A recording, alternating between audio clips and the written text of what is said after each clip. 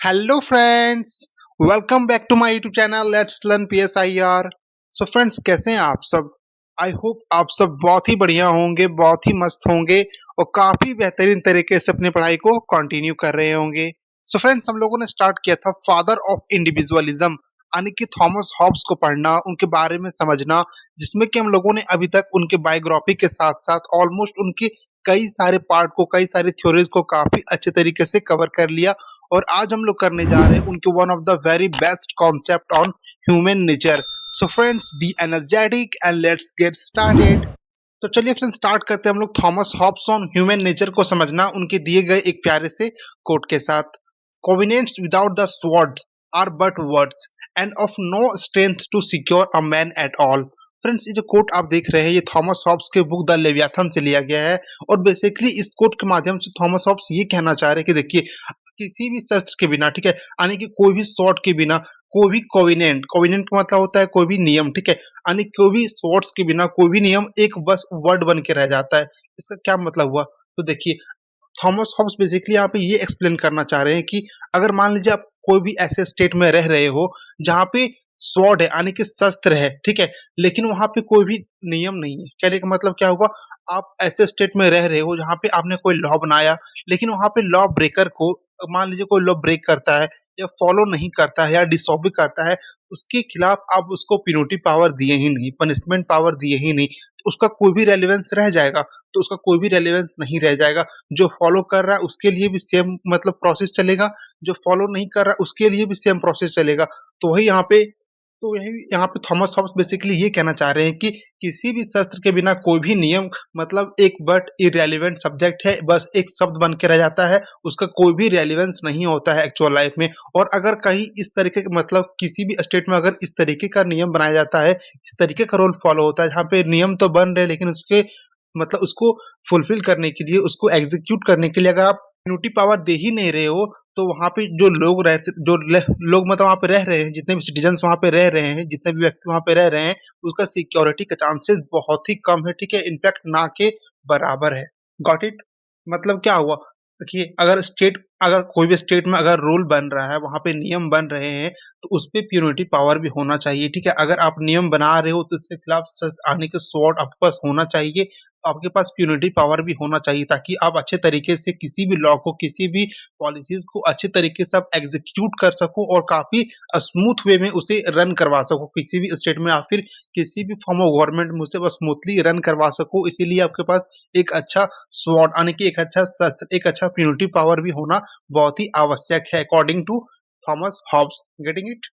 तो चलिए फ्रेंड्स, हम लोग अब आगे बढ़ते हैं और हम लोग को पता है कि हम लोग अभी कवर कर रहे हैं थॉमस हॉब्स के सीरीज को, जिसमें कि हम लोगों ने अभी तक 4 पार्ट काफी अच्छे तरीके से कवर कर लिया, ठीक है। जिसमें कि हम लोगों ने देखा कि थॉमस हॉब्स का इंट्रोडक्शन, बायोग्राफी को समझा, फिर हम लोगों ने role of scientific method in politics को काफी डिटेल में समझा, फिर हम लोगों ने देखा कि थॉमस हॉब्स स्टेट और स्टेट ऑफ नेचर के बारे में क्या कहते हैं, इसमें भी हम लोगों ने काफी डिटेल में समझा। फिर लास्ट पार्ट में हम लोगों ने देखा कि थॉमस हॉब्स यूटिलिटेरियनिज्म के बारे में क्या कहना चाहते हैं, ठीक है।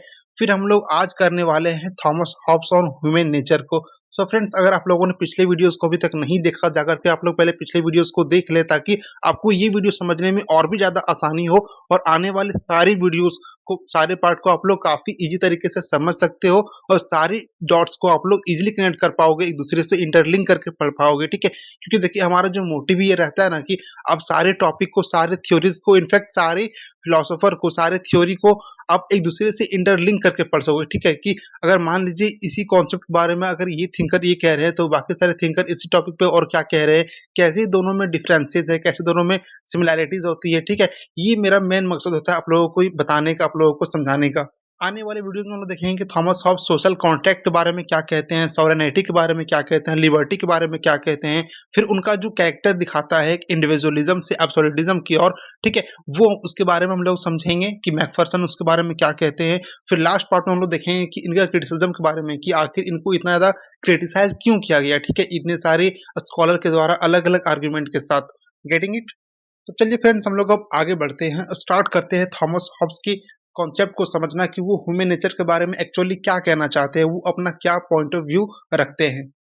तो फ्रेंड्स देखिए, थॉमस हॉब्स जितना भी आर्गुमेंट देते हैं ना ह्यूमन नेचर के लिए कि ह्यूमन नेचर कैसा है और क्यों है, तो बेसिकली ये सारा एक मैकेनिकल प्रोसेस है, ठीक है? एक मैकेनाइज्ड प्रोसेस है। इसका मतलब क्या हुआ? जो कि सारे कॉज़ एंड इफेक्ट पे बेस्ड है। कॉज़ एंड इफेक्ट के बेस्ड होने का क्या क्या मतलब हुआ कि देखिए, कॉज़ एंड इफेक्ट का मतलब होता है कि अगर ह्यूमन नेचर ऐसा है, तो वो क्यों है, ठीक है? इसके पीछे का क्या लॉजिक है, क्या रीज़न है, उस चीज़ को फाइंड आउट करके, ठीक है? उसका क्या वे फॉरवर्ड हो सकता है, ठीक है? उसको फाइंड आउट करना और उसके बारे में थ्योरी देना, ये थॉमस हॉब्स का नेचर था, ठीक है? कि अगर ऐसा नेचर है तो इसका वे फॉरवर्ड क्या हो सकता है? वो रिज़ोल्यूटिव कंपोज़िट मेथड पे बिलीव करते थे। रिज़ोल्यूटिव कंपोज़िट मेथड हम लोगों ने पिछले क्लास में पढ़ चुका है कि रिज़ोल्यूटिव कंपोज़िट का मेथड होता है कि अगर आप कितनी भी बड़े प्रॉब्लम आपके सामने हो, तो उसको क्या करो, आप सिंपलर फॉर्म में डिवाइड कर दो और आप हर एक पार्ट को इंडिविजुअली सॉल्व करने की कोशिश करो, ताकि आप सारे पार्ट को ओवरऑल एक अच्छे तरीके से एक वे फॉरवर्ड दे सकते हो, एक अच्छी दिशा दे सकते हो उसके सॉल्यूशन की ओर में। तो उसी प्रकार यहाँ पे थॉमस हॉब्स भी एक मैकेनिकल प्रोसेस को अपनाते हैं कॉज़ एंड इफेक्ट को बता दर्शाने के लिए, बताने के लिए कि ह्यूमन नेचर एक्चुअल में है कैसा, ठीक है? और ऐसा है तो वो क्यों है? क्योंकि देखिए, थॉमस हॉब्स ही इस बात को मानते हैं कि जो ये ह्यूमन नेचर होते हैं ना, वो एक मेटालिस्ट मेटाफिजिकल आर्गुमेंट के तौर पे इसको समझाने की कोशिश करते हैं कि जो ह्यूमन नेचर होते हैं वो काफ़ी मटेरियलिस्ट होते हैं, ठीक है? उसे कुछ भी चीज़ों को पोज़ेसन बहुत ही पसंद आता है, उसी कुछ भी चीज़ों का मतलब कि ग्रहण करना, वो चाहता है कि मेरे पास जितना ज़्यादा हो सके, मेरे पास जितना ज़्यादा मटेरियल थिंग हो, वो उतना ज़्यादा वो मटेरियल थिंग को पॉसेस करना चाहता है, ये ह्यूमन रियलिटी है। और फ्रेंड्स देखिए, चूँकि हम लोगों को पता है कि जो थॉमस हॉब्स है, वो गैलीलियो से काफ़ी ज़्यादा प्रभावित रहे थे, ठीक है? गैलीलियो से जब उन्होंने मिला था, तो वो गैलीलियो से काफ़ी ज़्यादा वो प्रभावित हुए थे और गैलीलियो से उन्होंने बहुत ही ज़्यादा मतलब बहुत सारे फैक्टर्स को उन्होंने वहाँ से अडॉप्ट किया गैलीलियो से, ठीक है? और इसीलिए गैलीलियो को फ़ॉलो करते हुए उन्होंने बहुत सारे प्रिंसिपल को रिजेक्ट कर दिया, जो कि एक टियोलॉजिकल आर्गुमेंट पे बेस्ड था, जो कि एक अपील ऑफ डिवाइन पावर पे बेस्ड था, जो कि एक अथॉरिटी पे बेस्ड था, ठीक है? और ये कहने के लिए मतलब इस बारे में वो ये बताते हैं कि देखिए, कोई भी डिवाइन पावर नहीं होता है, कोई भी टियोलॉजिकल देखिए टियोलॉजी का मतलब होता है कोई भी ऐसा आर्गुमेंट जो आप टाइम के अकॉर्डिंग चेंज कर सकते हो, बदल सकते हो, उसको बोलते हैं टियोलॉजिकल आर्गुमेंट। और वो ये कहते हैं उल्टा कि देखिए, कोई भी पॉलिटिकल अथॉरिटी यानी कि कोई भी राजनीतिक अथॉरिटी के लिए आपको इस सब चीज़ों का कोई भी ज़रूरत नहीं है, बल्कि आपको एक वेल मेंटेन स्टेट की ज़रूरत है, एक स्टेबल स्टेट की ज़रूरत है, ठीक है? एक एनलाइटेंड सोल की ज़रूरत है। क्योंकि देखिए, कहीं न कहीं वो देखिए ह्यूमन का जो रियलिटी होता है, उससे वो कहीं न कहीं वाकिफ़ थे, क्योंकि वो प्रेज़ेंट टाइम को देख रहे थे, वो वहाँ की सिचुएशन से काफ़ी ज़्यादा अवगत थे, वो रेनेसां पीरियड को काफ़ी नज़दीक से देख चुके थे, ठीक है? और इसीलिए हॉब्स मतलब कि थॉमस हॉब्स है, वो क्या कहते हैं कि देखिए, जो ह्यूमन बीइंग्स है ना, उसका जो फंडामेंटल मोटिव होता है, वो क्या होता है? वो होता है self interest and desire of self मतलब कि प्रिज़र्वेशन, ठीक है? कहने का मतलब क्या हुआ? अगर आप मतलब कि अगर उसके आप डिज़ायर को फुलफ़िल कर रहे हो, ठीक है?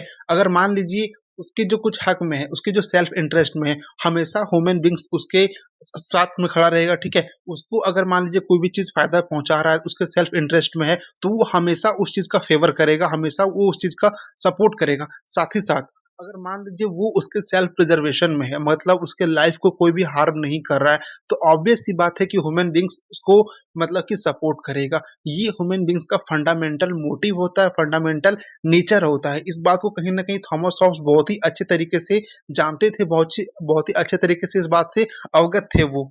और देखिए, कहीं न कहीं जो फिज़ियोलॉजिकल प्रिंसिपल होता है, ठीक है? वो भी क्या कहता है, जो फिज़ियोलॉजिकल प्रिंसिपल होता है, वो भी कहता है कि देखिए, ह्यूमन बीइंग्स के सारे मतलब कि जो जितने भी बिहेवियर होते हैं ह्यूमन बीइंग्स का, उस सबका मतलब कि कहीं न कहीं लिंक, कहीं न कहीं इस चीज़ से मतलब जुड़ा हुआ रहता है कि उसका जो लाइफ़ है, उसको कंटिन्यू किया जा सके, ठीक है? हर एक इंडिविजुअल का जो बायोलॉजिकल एक्जिस्टेंस है, ठीक है? कि वो यहाँ पे रह पा रहा है। कहने का मतलब क्या हुआ? देखिए, जैसे हम लोग कहते हैं क्या, सर्वाइवल ऑफ द फिटेस्ट, ठीक है?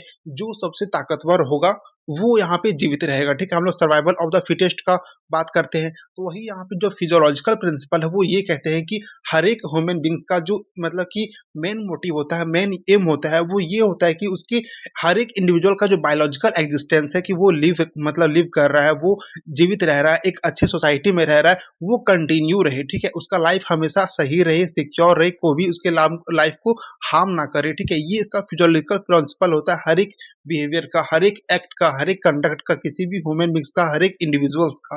क्योंकि वो जो भी काम करेगा ना उसका सिर्फ़ और सिर्फ़ एक मोटिव रहता है कि वो अपने प्लेज़र को मैक्सिमाइज़ कर सके, वो अपने सुख को, अपने जो भी उसको प्लेज़र देता है उसको हमेशा बढ़ाना चाहता है और जो भी उसको दर्द देता है, यानी कि पेन देता है उसको वो मिनिमाइज़ करना चाहता है। वो उसका एक सिंपल एक्ट होता है और इसी एक्ट को वो हर एक इंडिविजुअल फ़ॉलो करता है और यही सबका मेन एम होता है। एक तरह से हम लोग बोल सकते हैं कि हर एक इंडिविजुअल का ये मेन एम है कि जो भी वो काम करेगा, जो भी उसका कंडक्ट होगा अपने लाइफ़ में, जैसा भी उसका बिहेवियर रहेगा, उसका मेन प्रिंसिपल, उसका मेन एम ये होता है कि वो अपने प्लेज़र को मैक्सिमाइज़ करना चाहता है और वो अपने पेन को मिनिमाइज़ करना चाहता है, घटाना चाहता है।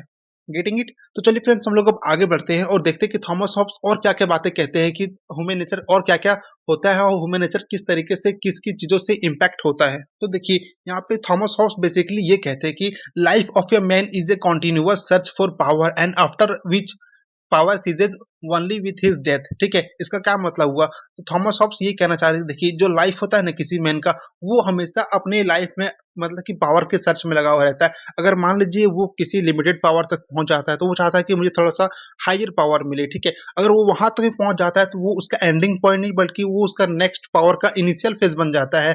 और वही यहाँ पे थॉमस हॉब्स क्या करता है कि ये पूरा लाइफ लॉन्ग प्रोसेस बन जाता है और ये सिर्फ और सिर्फ किसी के मृत्यु के बाद, यानी कि किसी के डेथ के बाद ही खत्म होता है। उससे पहले ये कभी भी पावर का जो डिज़ायर होता है, पावर का जो लस्ट होता है, पावर को अचीव करने का, गेन करने का, वो किसी भी इंसान के अंदर खत्म नहीं होता है। ये उसके मृत्यु के साथ ही खत्म हो सकता है।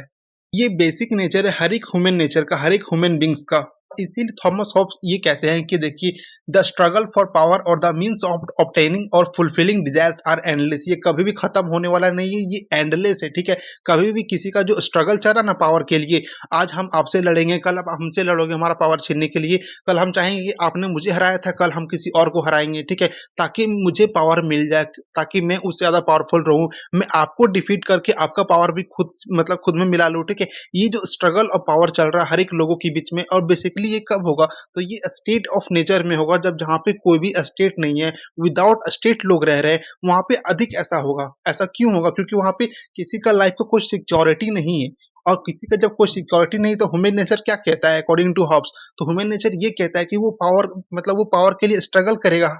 हर एक लोग पावर के पीछे भागेगा कि ज्यादा पावर मेरे पास हो, ताकि हम डोमिनेट कर सके हर लोगों के ऊपर और मुझे कोई भी मार ना सके। लेकिन ये बिल्कुल भी पॉसिबल नहीं है, क्योंकि थॉमस हॉब्स क्या कहते हैं कि ये एंडलेस है, ये डिजायर कभी भी फुलफिल नहीं हो सकता, ये सिर्फ और सिर्फ डेथ के साथ ही खत्म हो सकता है। और इसीलिए थॉमस हॉब्स जो है इस प्रॉब्लम को सॉल्व करने के लिए वो अपनाते हैं रिजोल्यूटिव कंपोजिट मेथड को। ठीक है, रिजोल्यूटिव कंपोजिट मेथड बहुत ही ज्यादा हेल्प करता है इस चीज को समझने में कि ह्यूमन नेचर का फंडामेंटल कैरेक्टर क्या है। ठीक है, जो ह्यूमन नेचर्स होते हैं उसका क्या क्या फंडामेंटल कैरेक्टर्स होते हैं, तो उसी तो इसे थॉमस हॉब्स को वो कुछ इस तरीके से समझाते हैं कि देखिए, लाइक एनीथिंग इन यूनिवर्स। ठीक है, मान लीजिए कोई भी यूनिवर्स में, ब्रह्मांड में जिस तरीके से मतलब कि हर एक पार्टिकल मूव कर रहा होता है, हर एक पार्टिकल स्टेट ऑफ मोशन में होता है, अपना वर्क कर रहा होता है। जो कॉन्सेप्ट किसने दिया था? जो कॉन्सेप्ट गैलीलियो ने दिया था। ठीक है, अपना मतलब कि स्टेट ऑफ मोशन वाली थ्योरी में, उसी से इन्फ्लुएंस होकर के यहाँ पे थॉमस हॉब्स भी ह्यूमन मतलब कि ह्यूमन नेचर से लिंक करते हुए ये बताते हैं कि देखिए, जो ह्यूमन ब्रेन होता है वो भी मतलब कि पार्टिकल से बना हुआ रहता है। ठीक है, वो भी बहुत सारे पार्टिकल से बना हुआ रहता है, न्यूट्रॉन, प्रोटॉन। ठीक है, मतलब कि सारे बहुत सारे पार्टिकल से बना हुआ रहता है और वो भी हमेशा स्टेट ऑफ मोशन में रहता है। वो भी हमेशा कुछ ना कुछ एक्ट करता रहता है, कुछ ना कुछ कंडक्ट उसका चलता रहता है। वो तभी मतलब जो स्टेट ऑफ मोशन है वो तभी रुक सकता है, बंद हो सकता है, जब या तो वो डेथ हो जाए या तो वो स्लो डाउन हो सकता है। कब? जब वो स्लीपिंग मोड में रहे। ठीक है, अदरवाइज जो ह्यूमन ब्रेन होता है वो पार्टिकल से बना हुआ रहता है, वो स्टेट ऑफ मोशन में रहता है, इसलिए वो कुछ ना कुछ एक्ट करता रहेगा। और अगर वो स्टेट ऑफ मोशन में रहेगा, कुछ ना कुछ एक्ट करता रहेगा, तो लोग कुछ ना कुछ करते ही रहेंगे, वो किसी ना किसी चीज के पीछे भागते ही रहेंगे, वो कभी भी रुकेंगे नहीं। ठीक है, और ऐसा क्यों होगा? तो देखिए, as long as man is alive particles will remain in the state of motion. ठीक है, जब तक लोग जीवित है पार्टिकल्स हमेशा स्टेट ऑफ मोशन में रहने वाला है।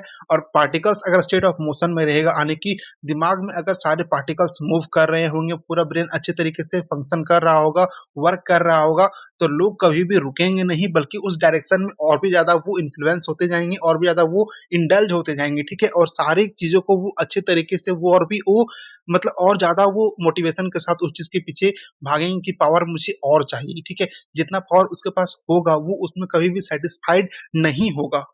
और देखिए, थॉमस हॉब्स क्या बोलते हैं कि देखिए, ये प्रॉब्लम नहीं है। मान लीजिए अगर वो पावर के पीछे भाग भी रहा है, तो ठीक है, कुछ हद तक इसे हम लोग सही मान सकते हैं कि वो अपना पावर को बढ़ाना चाहता है। लेकिन प्रॉब्लम कब आ जाता है? प्रॉब्लम कब होगा? तो प्रॉब्लम तब होगा, थॉमस हॉब्स इस चीज़ को क्या कहते हैं कि देखिए, ह्यूमन्स बीइंग्स उस चीज़ के लिए भाग रहे हैं, ठीक है? वो बेसिकली क्या कहते हैं कि जितने भी ह्यूमन बीइंग्स होते हैं, उनका जो पावर होता है, वो इक्वल होता है, ठीक है? उनका जो फिज़िकल एबिलिटीज़ होता है, वो इक्वल होता है। उनका जो मेंटल एबिलिटीज़ होता है, वो भी ऑलमोस्ट हर लोगों का इक्वल होता है, ठीक है? लेकिन प्रॉब्लम तब कब आया, मतलब कि प्रॉब्लम कब आता है कि मान लीजिए वो कंपटीशन करने लग जाते हैं किसी ऐसे चीज के लिए, ठीक है, किसी ऐसे रिसोर्सेज के लिए जो रिसोर्सेज काफी लिमिटेड है, ठीक है। मान लीजिए अभी हम लोग एग्जांपल लेते हैं, हम लोग क्यों जॉब का प्रिपरेशन कर ले, मान लीजिए किसी गवर्नमेंट जॉब का प्रिपरेशन कर रहे हैं, तो वहाँ पे जितने लोग पार्टिसिपेट कर रहे हैं, जितने भी वहाँ पे एस्पिरेंट आ रहे हैं उस एग्जाम को देने के लिए, ठीक है, उस एग्जाम में पार्टिसिपेट कर रहे हैं, ऑलमोस्ट वो सारे स्टूडेंट का, सारे एस्पिरेंट का जो मेंटल पावर होता है, जो फिजिकल पावर होता है, एबिलिटीज जितने भी होते हैं, उनके अंदर ऑलमोस्ट एक दूसरे से इक्वल होते हैं। अगर थोड़ा बहुत ऊपर नीचे का बात हम लोग अगर छोड़ दें, ठीक है, तो ऑलमोस्ट हर लोगों का क्या होता है कि इक्वल होता है, सिमिलर होता है पावर। और जब वहाँ पे उसी चीज के लिए जब हर एक लोग वहाँ पे उसके पीछे भागेंगे, तो वहाँ पे क्या होगा, एक कंपटीशन पैदा होगा, ठीक है। और एक कंपटीशन पैदा होगा जब मान लीजिए किसी को मिला, किसी को नहीं मिला। अभी तो मान लीजिए स्टेट ऑफ नेचर नहीं है, हम लोग एक स्टेट में रह रहे हैं, इसीलिए यहाँ पे बहुत सारे रूल्स एंड रेगुलेशन है, इसीलिए हम लोगों को उसके अकॉर्डिंग चलना पड़ता है, हम लोगों को उसके अकॉर्डिंग एक्ट करना पड़ता है, हमारा सारा एक्ट कहीं ना कहीं उसे रिफ्लेक्ट रहता है, ठीक है। लेकिन मान लीजिए अगर ये स्टेट ऑफ नेचर रहता और अगर हम लोग इसी मतलब इसी जॉब के लिए अगर हम लोग कंपटीशन करते, तो ऑब्वियस सी बात है, जिसे मिलता उसे अच्छा लगता, लेकिन जिसे नहीं मिलता वो क्या करता, वो कॉन्फ्लिक्ट करता, ठीक है। हर लोग वहाँ पे कॉन्फ्लिक्ट करता और यहाँ पे वो केओस क्रिएट हो जाता है, ठीक है।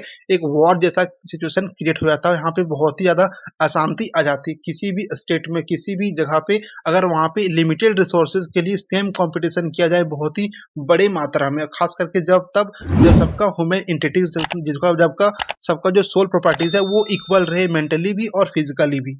देखिए, इसी को एक्सप्लेन करने के लिए, इसी के फेवर में, इसी के आर्गुमेंट में थॉमस हॉब्स और भी बड़ा बात क्या कहते हैं कि देखिए, अगर मान लीजिए कहीं इस तरीके का एनवायरनमेंट है जहाँ पे हर लोग कंपटीशन में लगा हुआ है, हर एक मतलब कि एक सिमिलर इक्वालिटीज के साथ, वहाँ पे क्या होगा कि उस स्टेट में हमेशा वहाँ पे वो स्टेट ऑफ वार बना हुआ रहेगा, ठीक है। वहाँ पे जितने भी लोग रहेंगे वो हमेशा स्टेट ऑफ वार में रहेंगे। लेकिन ये जरूरी नहीं है कि वो हमेशा फाइटिंग करते रहेंगे, ठीक है, वो हमेशा लड़ते रहेंगे, ये जरूरी नहीं है। But they are always prepare to fight to protect themselves, लेकिन वो हमेशा लड़ने के लिए तैयार रहेंगे, खुद को प्रोटेक्ट करने के लिए, अपने आप को बचाने के लिए, अपने आप को वो प्रिजर्व करने के लिए हमेशा वो लड़ने के लिए तैयार रहेंगे, ठीक है। बजाय इसके कि वो उस चीज से ओवरकम करे, उस चीज से कॉप आउट करे और सभी लोग मिल करके एक सोशल कॉन्टैक्ट करे, ठीक है, आपस में बात करे कि नहीं मुझे क्या करना है, क्या नहीं करना है। इस चीज को छोड़ करके वो लोग क्या करेगा कि आपस में ही एक दूसरे के साथ कॉन्फ्लिक्ट में लगा हुआ रहेगा और हमेशा पावर की अचीव में, मतलब कि पावर को अचीव करना चाहेगा। लेकिन थॉमस हॉब्स क्या कहते हैं कि ये बिल्कुल भी एंडलेस है, ये मतलब कभी भी खत्म होने वाला नहीं है और ना ही ये कभी किसी को मिलने वाला, क्योंकि पावर में रखा हुआ ही नहीं है कुछ। अगर आप पावरफुल बनोगे तो कोई और आपको डिफीट करके और भी ज्यादा वो पावरफुल बनना चाहेगा। Getting it? तो चलिए फ्रेंड्स, हम लोग अब आगे बढ़ते हैं और इसे काफी डिटेल में समझते हैं और भी अच्छे तरीके से। तो देखिए friends, Thomas Hobbes human nature को समझाने के लिए बेसिकली वो स्टेट ऑफ मोशन का हेल्प लेते हैं, ठीक है, जो गैलीलियो से इन्फ्लुएंस होता है। और बेसिकली वो क्या कहते हैं कि देखिए, हमारे अंदर आने की ह्यूमन बींग्स के अंदर टू टाइप ऑफ मोशन होता है, ठीक है। बेसिकली वो टू टाइप ऑफ मोशन होते हैं। पहला मोशन किस तरीके से वर्क करता है, तो पहला मोशन वर्क करता है इंक्लिनेशन के तौर पे, ठीक है, और दूसरा वर्क करता है एवर्सन के तौर पे। इंक्लिनेशन क्या होता है, तो इंक्लिनेशन होता है एक तरह से हम लोग बोल सकते हैं अट्रैक्शन, ठीक है, लव, किसी के लिए प्यार हमारा, ठीक है, किसी के लिए हमारा अट्रैक्शन जो हमें प्लेजर देता है। मान लीजिए किसी को किसी का किसी चीज में खुशी देता है, ठीक है। मान लीजिए अगर आपकी मम्मी आपको खाना खिला रही है तो उसको उसमें खुशी देता है, वो उसको प्लेजर देता है, तो वो करना चाहती है, ठीक है। आप किसी और के लिए कुछ करते हो, ठीक है, क्योंकि वो आपको मतलब एक प्लेजर देता है, आपकी आपका उसके लिए एक लव है, आपका उसके लिए एक प्यार है, आपका एक अट्रैक्शन है। आप मान लीजिए अपना दिन भर का पूरा टाइम डिवोट कर रहे हो अपने पढ़ाई में, ठीक है, तो वो क्या है, वो बेसिकली आपका लव है, आपको वो प्लेजर देता है, आपको नए नए चीजों को जानना, नए नए चीजों को सीखना एक प्लेजर देता है। तो वो क्या करोगे आप, तो आप उसकी तरफ इंक्लाइंड होगे, ठीक है, आपकी तरफ अट्रैक्ट होगा, आपका उसके लिए एक लव क्रिएट होगा, एक लव वाला मतलब कि जो इमोशन है वो क्रिएट होने लगेगा। ये पहला स्टेट ऑफ मोशन है, ठीक है। दूसरा स्टेट ऑफ मोशन क्या होता है थॉमस हॉब्स के अकॉर्डिंग, तो दूसरा है एवर्सन, ठीक है। एवर्सन क्या होता है, तो एवर्सन होता है कि मान लीजिए आप कोई भी ऐसा काम कर रहे हो या कोई भी अदर थिंग जो आपको पेन पेन दे रहा है, कि कुछ भी करने से मान लीजिए आपको अगर दर्द होता है, दुःख होता है, मन में ठेस पहुँचता है, तो इस चीज़ से क्या होगा, इस चीज़ से आप दूर भागोगे, वहाँ से एवर्जन करोगे, ठीक है? वहाँ से दूर भागोगे, क्योंकि ये आपको गलत इमोशन में लेकर के जा रहा है, जिस चीज़ से आप बचना चाहते हो, ठीक है? जिस चीज़ से आप दूर होना चाहते हो, इसीलिए यहाँ पे क्या होगा कि आप उस चीज़ से अट्रैक्ट नहीं बल्कि वहाँ से आप रिपील करोगे, वहाँ से आप अवॉइड करोगे, ठीक है? वहाँ से आप दूर भागोगे, जो भी आपको चीज़ पेन देता है, ठीक है? बेसिकली ये 2 type of state of motion होता है, 2 टाइप ऑफ मतलब कि स्टेट ऑफ मोशन वर्क करता है ह्यूमन नेचर में, ह्यूमन ब्रेन में वर्क करता है, ठीक है? और इसी मतलब ये दोनों फैक्टर की वजह से थॉमस हॉब्स इस चीज़ को एक्सप्लेन करना चाह रहे हैं कि ह्यूमन नेचर एक्चुअल में होता क्या है, ठीक है? तो देखिए थॉमस हॉब्स क्या कहना चाहते हैं यहाँ पे कि ह्यूमन मोशन जो होता है ना, और ह्यूमन एक्शन का, वो 2 टाइप का होता है। ये एक वॉलंटरी होता है, एक इनवॉलंटरी होता है, ठीक है? वॉलंटरी क्या होता है, इनवॉलंटरी क्या होता है? देखिए, जो वॉलंटरी वर्क होता है वो एक्चुअली तब किया जाता है जब हम लोग का सबकॉन्शियस माइंड काफ़ी अच्छे तरीके से वर्क कर रहा हो, ठीक है? लेकिन जो इनवॉलंटरी वर्क होता है वो सबकॉन्शियस माइंड सही रहने के बावजूद भी जब उसपे हमारा कंट्रोल नहीं होता है, तब वो उसका मतलब कि जो मेन रोल होता है वो दिखता है हम लोगों को। जैसे कि मान लीजिए आपको कहीं जाना है, आपको कुछ लिखना है, आप कुछ बोल रहे हो, आप कुछ सोच रहे हो, ये आपका वॉलंटरी वर्क है जिसपे आपका बेसिकली कंट्रोल है, ठीक है? जिसपे आपका सबकॉन्शियस माइंड डोमिनेट कर रहा है, ठीक है? लेकिन इनवॉलंटरी वर्क क्या होता है? तो ऐसे वर्क जिसपे आपको कोई भी कंट्रोल नहीं है, ठीक है? दिन हो रहा है, रात हो रहा है, ठीक है? आप जो खा रहे हो उसका डाइजेशन हो रहा है, इजिशन हो रहा है, इस पे आपका कोई भी कंट्रोल नहीं है, चाह करके भी आपका कोई भी इस पे कंट्रोल नहीं है। तो ये एक इनवॉलंटरी वर्क है, ठीक है? ये ह्यूमन बीइंग का 2 कैरेक्टर होता है, 2 स्टेट ऑफ मोशन होता है, ठीक है? लेकिन जो थॉमस हॉब है वो बेसिकली वॉलंटरी एक्शन पे फोकस करते हैं ह्यूमन बीइंग्स का, क्योंकि उनका मानना है कि देखिए जो भी ह्यूमन बीइंग्स का, जो भी इंडिविजुअल का जितने भी कंडक्ट होता है, जितना भी वो एक्शन परफॉर्म करता है, ठीक है? अपने पूरे लाइफ की ड्यूरेशन में, वो बेसिकली डिपेंड होता है किस पे? साइकोलॉजिकल परसेप्शन पे, ठीक है? किसी और के इंडिविजुअल का। मान लीजिए हम कुछ काम कर रहे हैं, तो ऑब्वियस सी बात है वो किसी अदर इंडिविजुअल के हित में कर रहे होंगे, उसके बारे में उसके साइकोलॉजिकल परसेप्शन को दर्शाता होगा कि हम जो कर रहे हैं वो हमारा साइकोलॉजिकल परसेप्शन को दिखाता होगा, रिफ्लेक्ट करता होगा कि हम क्या कर रहे हैं, क्या सोच रहे हैं। और मान लीजिए अगर हम किसी के लिए साइकोलॉजिकल परसेप्शन रखते हैं, किसी के बारे में कुछ सोच रहे हैं, ठीक है? चाहे वो अच्छा भी हो सकता है, चाहे वो बुरा भी हो सकता है, ठीक है? तो क्या होगा कि देखिए वो जो हमारा जो परसेप्शन है, ठीक है? वो क्या करेगा, वो एक मोशन में कन्वर्ट हो जाएगा ह्यूमन ब्रेन में, ठीक है? जो इंसान का ब्रेन होता है, जो भी मनुष्य का ब्रेन होता है, वहाँ पे उस परसेप्शन को एक मोशन में कन्वर्ट कर देगा, ठीक है? और इससे ब्रेन एक सेंसेशन के तौर पे उसे एक नाम दे देता है। ब्रेन उसे एक नाम असाइन कर देता है, एक नेम असाइन कर देता है एज़ अ गुड और एज़ अ बैड, ठीक है? कि आपका जो परसेप्शन है किसी के लिए वो सही है या गलत है। ये सही या गलत कौन डिसाइड कर रहा है ह्यूमन ब्रेन में? तो ये डिसाइड कर रहा है कि हमारा उसके लिए अट्रैक्शन आ रहा है, लव आ रहा है या एवर्सन आ रहा है, ठीक है? उसके मतलब उसके लिए हमारा एक गलत इमोशन आ रहा है या एक अच्छा इमोशन आ रहा है, वो डिसाइड करता है कि हमारा उसके लिए इंक्लिनेशन है या एवर्सन है, ठीक है? ये कौन असाइन करता है? तो ये ह्यूमन ब्रेन असाइन करता है। कब असाइन करेगा? जब हमारा जो साइकोलॉजिकल परसेप्शन होगा किसी के लिए, उसका मोशन क्या है, उसका स्टेट ऑफ मोशन क्या है। अगर स्टेट ऑफ मोशन हमारा वर्क कर रहा है, तो उसे हमारा ब्रेन एक सेंसेशन के थ्रू, उस सेंसेशन के थ्रू उसे एक नेम असाइन करेगा कि ये गुड है या बैड है, ठीक है? जो गुड परसेप्शन होगा वो अट्रैक्ट करेगा, जो बैड परसेप्शन होगा वो एवर्जन करेगा। वो वहाँ से हम लोगों को दूर लेकर के जाएगा, वो हम लोगों को बताएगा कि नहीं, जिस रास्ते में हम लोग जा रहे हैं वो हम लोगों को पेन दे सकता है, हम लोगों को तकलीफ दे सकता है, हम लोगों को दर्द दे सकता है, इसलिए हम लोगों को वहाँ से दूर होना चाहिए। और जहाँ हम लोगों को प्लेज़र मिलेगा, जहाँ हम लोगों को खुशी मिलेगा, हम लोगों को उसके खिलाफ उसकी तरफ हम लोगों को अट्रैक्ट होना चाहिए, ठीक है? वहाँ पे हम लोगों को वो लेकर के जाएगा। Getting it? तो चलिए फ्रेंड्स हम लोग अब आगे बढ़ते हैं और इसे काफ़ी डिटेल में समझते हैं कि और हमें मतलब और थॉमस हॉब्स इसके बारे में क्या-क्या बातें कहते हैं। तो फ्रेंड्स देखिए यहाँ पे थॉमस हॉब्स क्या कह रहे हैं, तो थॉमस हॉब्स के अकॉर्डिंग जो लोग होते हैं, ठीक है? जो ह्यूमन बीइंग्स होते हैं, वो हेडोनिस्टिक क्रिएचर होते हैं, ठीक है? हेडोनिस्टिक क्रिएचर का मतलब क्या होता है? तो ऐसे लोग जो अच्छे का डिज़ायर रखते हैं, ठीक है? जो खुशी देता है और अवॉइड सफरिंग, यानी जो सफ़र देता है, जो लोगों को दुःख देता है, उसे वो अवॉइड करते हैं। जो हम लोगों ने पिछले स्लाइड में समझा, बेसिकली इसी का एक मतलब कि एक मतलब होता है, एक साइकोलॉजिकल टर्म होता है, ठीक है? एक फिलॉसफिकल टर्म होता है हेडोनिस्टिक क्रिएचर, ठीक है? ऐसे क्रिएचर, ऐसे लोग जो हेडोनिस्टिक नेचर के हो, जो उनका नेचर हेडोनिस्टिक दर्शाता हो कि जो वो अच्छाई चीज़ को, यानी कि जो हैप्पीनेस को एक्सेप्ट करता हो और सफरिंग को अवॉइड करता हो, सफरिंग से दूर भागता हो, उसको हेडोनिस्टिक क्रिएचर बोलते हैं थॉमस हॉब्स के अकॉर्डिंग, और ये ह्यूमन नेचर है। और जैसा कि फ्रेंड्स हम लोगों ने पिछले स्लाइड में समझ समझ लिया इस बात को कि देखिए मतलब कि लोग इस चीज के पीछे भाग रहे हैं, वो डिजायर रखते हैं, ठीक है, लेकिन उसका जो डिजायर है वो एंडलेस है, ठीक है, उसको जो फुलफिल करना चाह रहे हैं वो एंडलेस है, वो कभी भी फुलफिल नहीं हो सकता है, और अगर वो फुलफिल होता है भी है तो वो एक नई डिजायर का जन्म दे देता है, एक नए डिजायर का इनिशियल पॉइंट होता है, ठीक है, इसीलिए उसे कोई भी रास्ते, कोई भी मीन्स से, कोई भी तरीके से आप उसे अचीव नहीं कर सकते हो, वो एंडलेस है, ठीक है, और वो भी तब जब उसका ऑब्जेक्टिव कॉमन हो, ठीक है, हर एक लोगों के लिए उसका जब कॉमन ऑब्जेक्टिव हो, कॉमन पर्पस हो कि हमें पावर को गेन करना है, पावर को पाना है, तब ये और भी ज़्यादा मुश्किल हो जाता है कि आप किसी ऐसे चीज़ के लिए भाग रहे हो, किसी आप ऐसे चीज़ का पीछा कर रहे हो जिसका कोई मतलब नहीं बनता है, जिसका कोई भी रेलेवेंस नहीं स्टेट में, बजाय इसके कि वो उल्टा स्टेट ऑफ वॉर मतलब क्रिएट कर देता है, वो आपके लिए एक केओस क्रिएट कर देता है, वो आपके लिए अशांति लेकर के आता है स्टेट में, आप उस चीज़ के पीछे भाग रहे हो, तो ये बिल्कुल भी सही नहीं है, जो कि ह्यूमन का नेचर का एक बेसिक पार्ट है। लेकिन इस चीज़ को काफ़ी डिनाई करते हैं थॉमस हॉब्स की, इससे हम लोगों को कॉप आउट करना चाहिए, इससे दूर आना चाहिए और एक स्टेट का फॉर्मेशन करना चाहिए। यहाँ पे थॉमस हॉब्स ये भी बताते हैं कि लोग इसके पीछे क्यों भागते हैं, ठीक है, क्यों इतना वो पावर को अचीव करना चाहते हैं। तो देखिए उनका क्या मानना है कि जो पावर है ना वो एक मीन्स है, वो एक जरिया है, वो एक प्रोसेस है, वो एक रास्ता है, किसके लिए, प्लेजर को पाने के लिए, ठीक है, प्लेजर को पाने का एक जरिया बनता है क्या, हमारा पावर, अगर हमारे पास पावर होगा तो हम लोग बहुत सारे प्लेजर को इजिली गेन कर सकते हैं, चाहे वो फिजिकल मतलब कि फिजिकल प्लेजर होगा या इकोनॉमिकल प्लेजर होगा या पॉलिटिकल प्लेजर होता है या कोई भी सॉर्ट ऑफ पावर होता है, ठीक है, उसको हम लोग काफी अच्छे तरीके से गेन कर सकते हैं, उसका प्लेजर ले सकते हैं जब हमारे पास पावर होगा।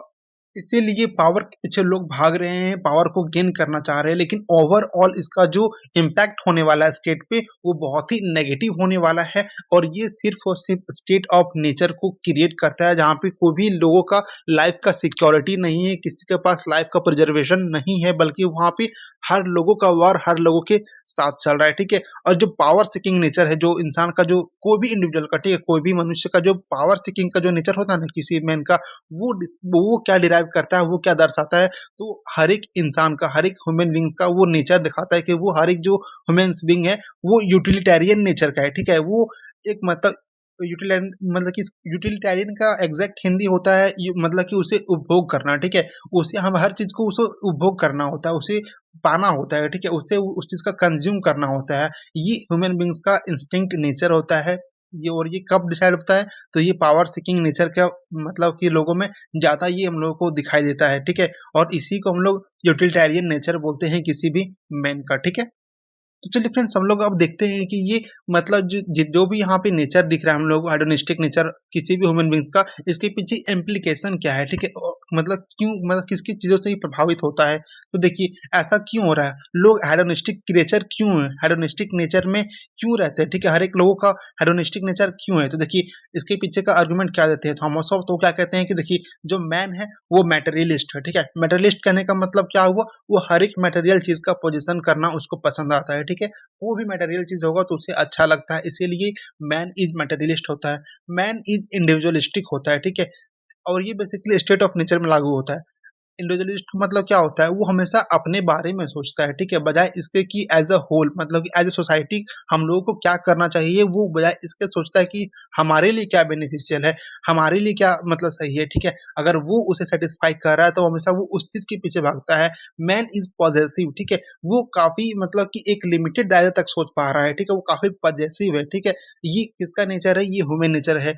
साथ ही साथ क्या है, जो मैन है वो पावर सीकिंग है, वो उसे पावर को गेन करना, पावर को सीक करना उसे अच्छा लगता है, ठीक है, क्योंकि वो पावर को पा करके वो हर एक प्लेजर को अचीव करना चाहता है, क्योंकि वो जानता है कि जो पावर है वो एक जरिया है, एक रास्ता है, एक मीन्स है किसके प्लेजर को गेन करने का, प्लेजर को अचीव करने का। साथ ही साथ जो मेन का नेचर होता है वो फियरफुल भी होता है, ठीक है, फियरफुल कहने का मतलब क्या हुआ, तो उसके मन में हमेशा डर रहता है कि उसका लाइफ का जो सिक्योरिटी है वो कहीं खतरे में ना आ जाए, ठीक है, कोई उसे लाइफ का हार्म ना करे, ठीक है, वो उसके लाइफ को गलत मतलब कि हार्म ना पहुंचाए, ये उसका सबसे बड़ा डर रहता है, उसका प्रॉपर्टी कोई छीन ना ले, ये सब जो बेसिक जो डर होता है ना वो हर एक लोगों के अंदर होता है। और ये बेसिकली क्या दिखाता है, तो ये सारा कुछ हम लोगों को ह्यूमन नेचर दिखाता है कि लोगों का नेचर क्या होता है। तो फ्रेंड्स आज की वीडियो में हम लोगों ने देखा कि थॉमस हॉब्स ह्यूमन नेचर को किस तरीके से बताते हैं, जिसमें कि हम लोगों ने ये समझा कि वो कैसे गैलीलियो से प्रभावित होकर के वो एक अच्छा मतलब कि कॉन्सेप्ट देते हैं, जैसे वो रिजोल्यूटिव कंपोजिट मेथड का नाम देते हैं, जिसमें वो कॉज एंड इफेक्ट के बेसिस से ह्यूमन नेचर को समझाने का कोशिश करते हैं कि क्या पॉजिटिव पॉइंट है, क्या नेगेटिव पॉइंट है, कैसे लोग पावर सीकिंग बन गए हैं, ठीक है? और ऐसा क्यों हो रहा है? इस चीज़ से हम लोग कैसे कॉप आउट कर सकते हैं? ह्यूमन नेचर का क्या-क्या होता है, ठीक है? हम लोगों ने इसे काफ़ी डिटेल में समझा। तो फ्रेंड्स आई होप आपको आज का वीडियो काफ़ी पसंद आया होगा। वीडियो अगर पसंद आया होगा तो वीडियो को एक लाइक ज़रूर करें, अपने फ्रेंड्स के साथ भी शेयर करें और अगर आप इस चैनल पर नए चैनल को सब्सक्राइब कर लें और बेल आइकन को प्रेस करना बिल्कुल भी ना भूलें ताकि आने वाले सारे वीडियोज़ का नोटिफ़िकेशन अपडेट्स आप तक सबसे पहले पहुँचे। तो फ्रेंड्स मिलते हैं नेक्स्ट वीडियो में, तब तक के लिए Jai Hind, thank you, bye bye.